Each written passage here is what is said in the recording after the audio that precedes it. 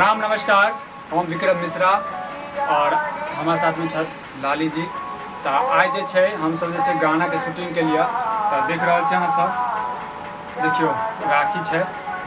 तो ऐसा अहाँ सब अनुभव कर सके छिए जे राखी आवे वाला छे 9 तारीख के बुझाय राखी छे 9/8।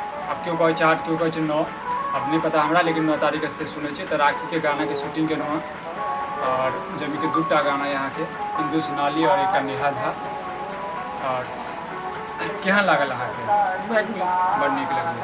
आई जे छै पहला दिन छै, मतलब कि आई सेट पर कि आई एकोटा कॉमेडी निकली गाने के भर दिन शूट होय छै। एक भोरे से पूरा दिन जे छै आई अहाँ के पूरा दिन गाना के भेलिए जे में हम कहीं फुर्सत भेटल त सोचलिए कि यहाँ से पहले छोट मोट एक वीडियो बना के छोड़। हां त ये अहाँ सब के देखाबे के लेल छै जे हम सब केना मेहनत के लिए। बाकी अहाँ सब गाना देखबै, गाना सुनबै त देखबै त पता चल जात कि कते मेहनत कैल गेलै आ कौन कौन सिंगर के गाना छै। नीक लागत, हमरा उम्मीद है कि अहाँ सबके नीक लागत। हां त बतेबे कि अहाँ सबके जे इंदु सोनाली जे भोजपुरी सिंगर छथि, हालांकि अपना मिथिला से छथि लेकिन भोजपुरी से उनका जे छै एकटा नाम पहचान भेटल छै।